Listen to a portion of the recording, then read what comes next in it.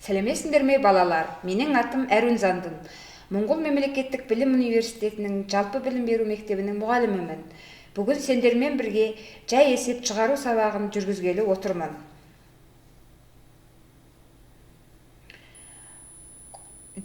Жайма шуақ жаздың бір күні 4 ара таңертең ертесімен бал жинауға барған еді. Барған кезде алдарынан 3 әдемі көбелекті кезіктірді. Осы көк орай шалғында барлығы неше жәндік болғанын жай тәсілмен есептейік.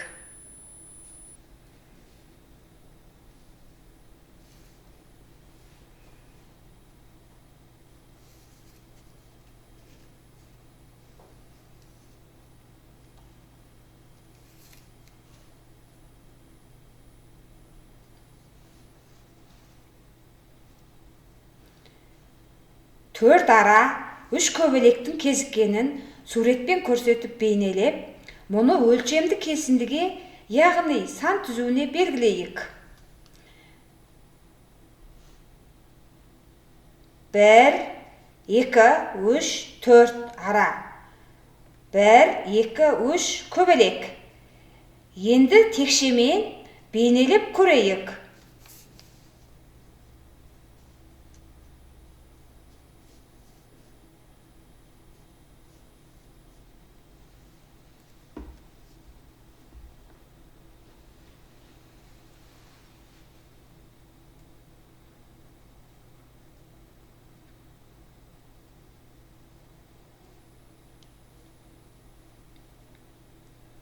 Төрт ара, үш көбелек. Суретке қарағанда екі жағынан да келіп кезіккен себепті үлгідегі меңзер бір-біріне қарама-қарсы екендігін байқаңдар.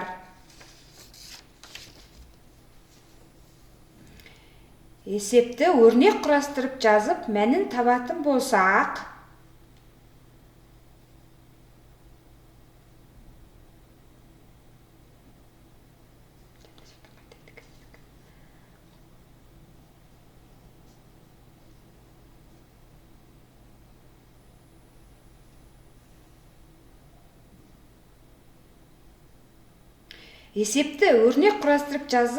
мәнін табатын болсақ, 4-ке қосу 3 тең 7.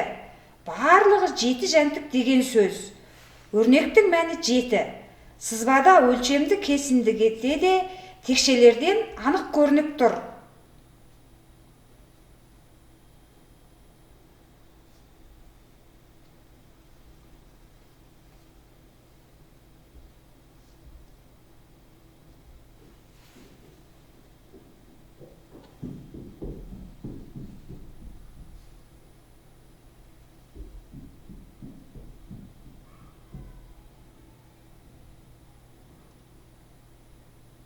Өз беттерінше жұмыстауға уақыт берейін. Енді жоғарыдағы есеппен бірде есепті өздерің есептеп көріңдер. Үлгіге сәйкесетін өрнекті жазыңдар.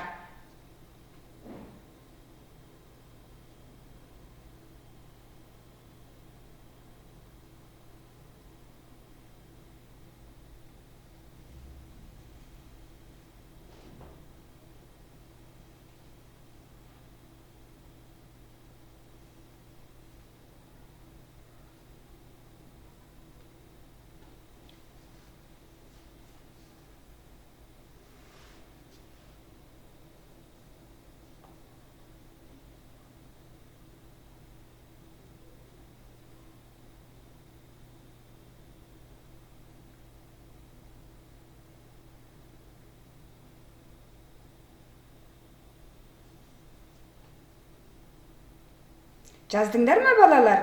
Шығарғандарыңды мұғаліммен бірге тексеріңдер. 1-ге 5-ті қосамыз. Тең 6 балапан деген сөз.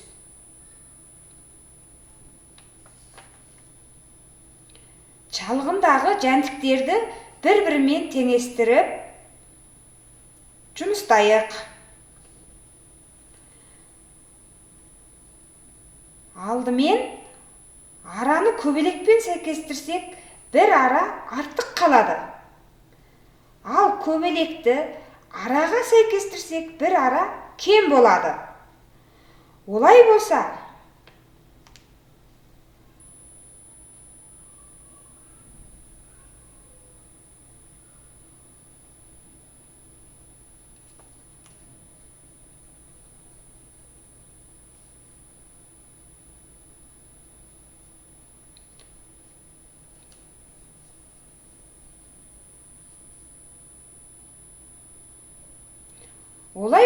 төрттен үшті аламыз.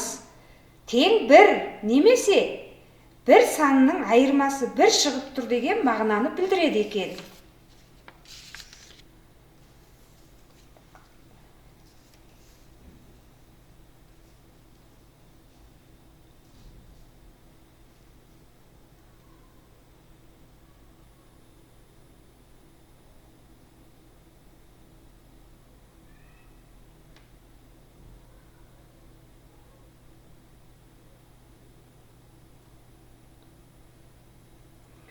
Балалар, айырманы тапқанда қандай амал орындап отырғанымызды байқаңдар. Үлгіге сәйкесетін өрнекті табыңдар. Жауабын тексеріңдер, балалар. Сендердің жауаптарың дұрыс болды ма? Үлгімен жұмыстағанда бұл айырманы есептеген екен.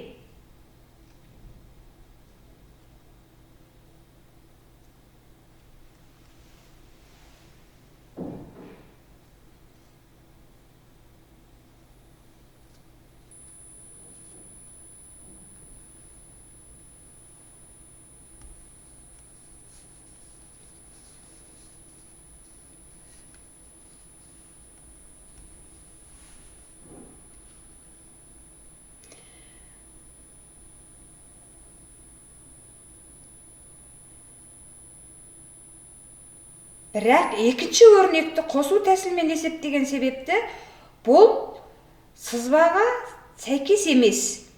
Керісінше, үшінші сызбаға өрнекте сәйкес санды алғанда айырмасы өрнектің мәні болуға тиісті. Бірақ айырмасы үш саны өрнектің мәні бола алмайды. Сондықтан бұл өрнекте дұрыс емес.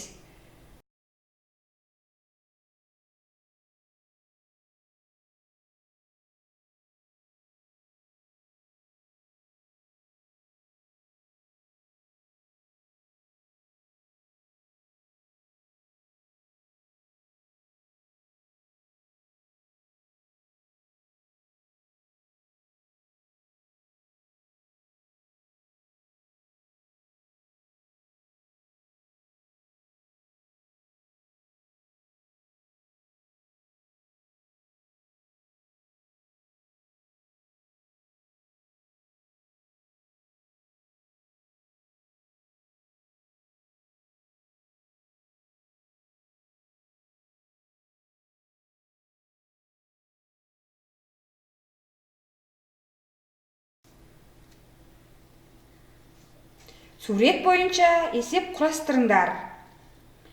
Суретті жақсылап қараңдар, балалар.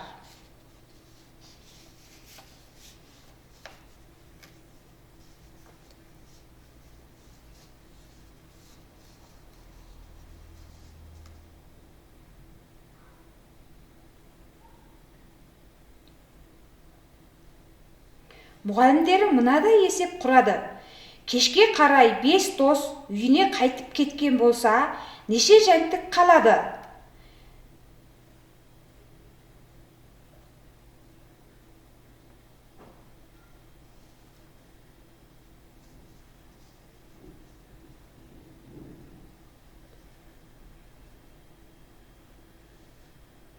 Текшемен бейнелеп көрейік. 7 жәндік болған. Кеткен бесеуін кеткен бағыты бойынша сары меңзермен сызып көрсеткен.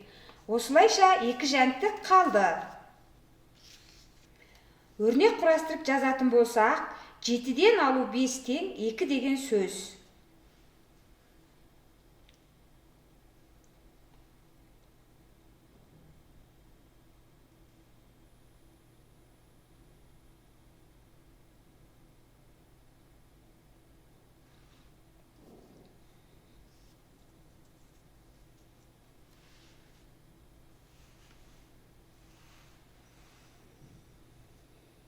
Үлгіге сәйкесетін өрнек жазайық.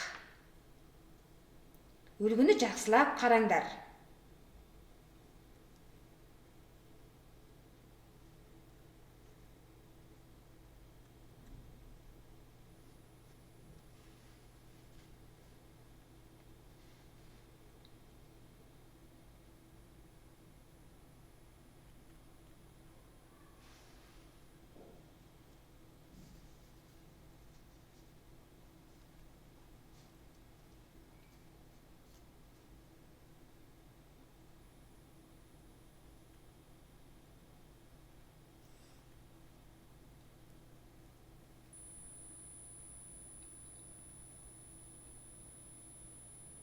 Жаздыңдар ма балалар? Енді мұғаліммен бірге тексерейік.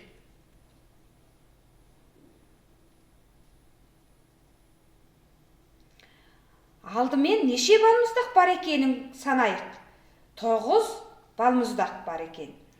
Нешеуін жегенін қарайық. Біреуін жепті. Нешеуі қалды? 8 балмұздақ қалыпты.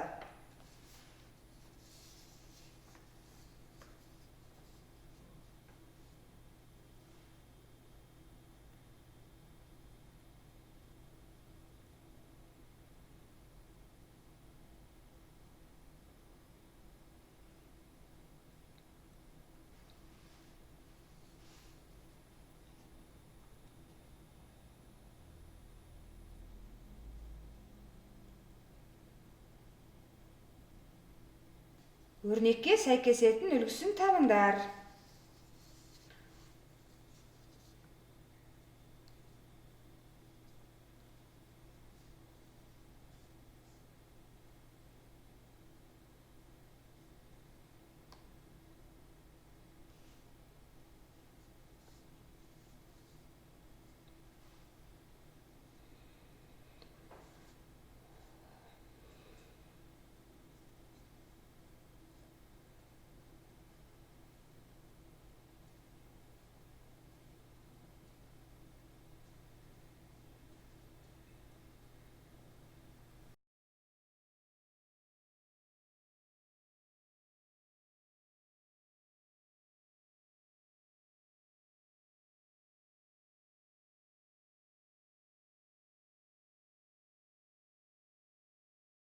Осы екеуінің қайсысы екен деп ойлайсыңдар? Онда қазір сызбаға қарайық. Сызбаға қарасақ өте түсінікті болады. Жауабын тыңдар ма балалар? Өздеріңді тексеріңдер. Ендеше бұрын болғанына қосылып келген діктен мына үлгісі дұрыс. 2 ара ұясында болған. Олардың үстіне тағы да 2 жәндік қосылып келді.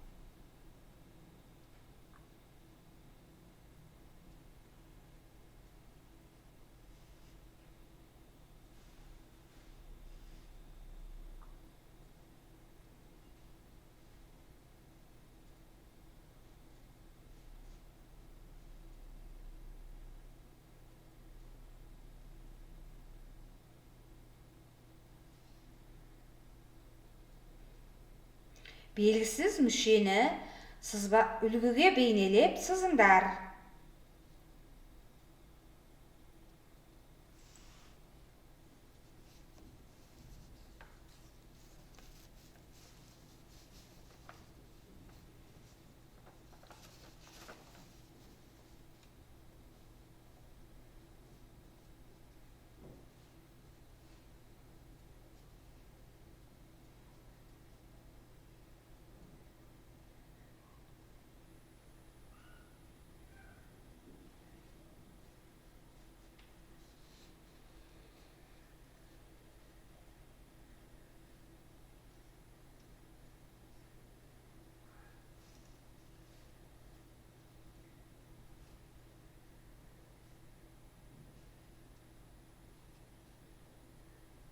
Сыздыңдар ма балалар? Енді мұғаліммен бірге жауабын тексеріңдер.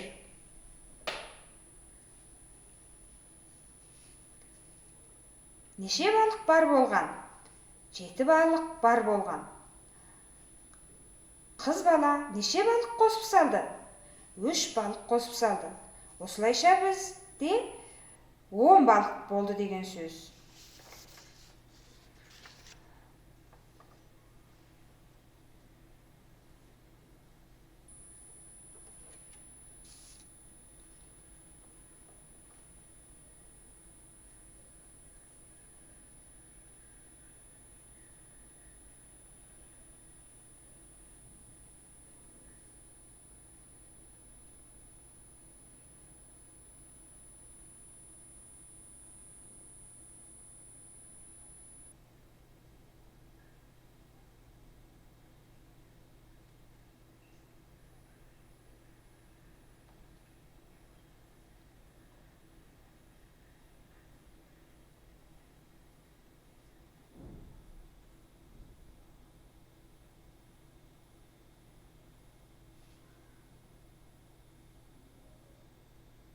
Бүгінгі сабағымызда біз ара және көбелектің көмегімен сызба бойынша есептеу тәсілін үйрендік.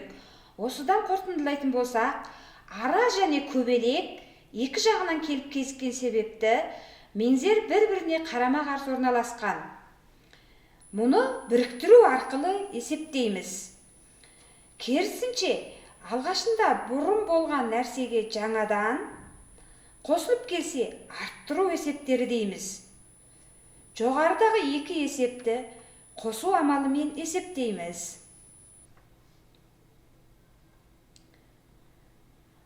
Ал сандардың айырмасын табу, азайту есептерін алу амалымен есептейтінін түсіндік.